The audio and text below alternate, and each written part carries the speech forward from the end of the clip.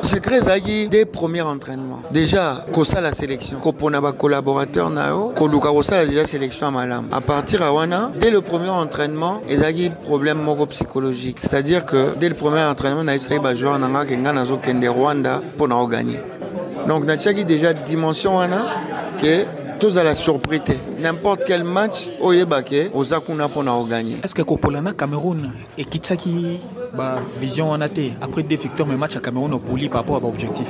Non, pas du tout. Match à Cameroun wana et Kitsaki objectif parce que tous allez déjà qualifié. Pour gagner les deux premiers matchs, tous a déjà qualifié. Il faut tomber Tassiko au quart de finale. Il fallait qu'on préserve certains joueurs. Pour les joueurs, Moussou Bazaï n'a pas carton jaune.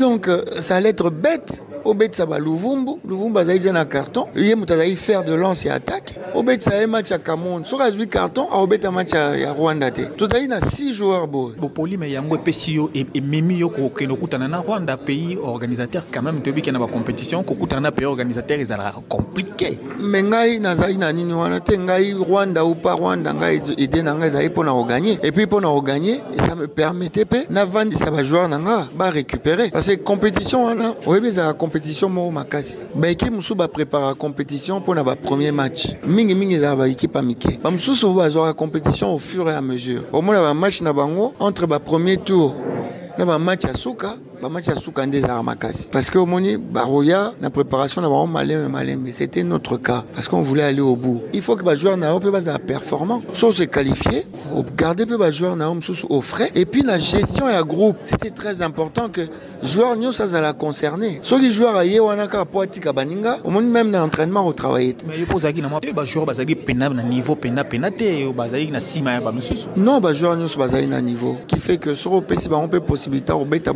Mais c'est vrai que l'équipe Mogozoa qui a allure, sur le 6 joueurs, évidemment, Bomsou Bazaïn a moins d'automatisme. Et l'Européen a aussi la force d'un groupe, c'est que les équipes bâties à partir il y a groupe avec club Kendegi, Moussika na Coupe d'Afrique. Neto Peto Gagnac, les Bosso, ils ont bâti à partir à Mazembe, au Bakendegi, Moussika na Coupe d'Afrique. Donc,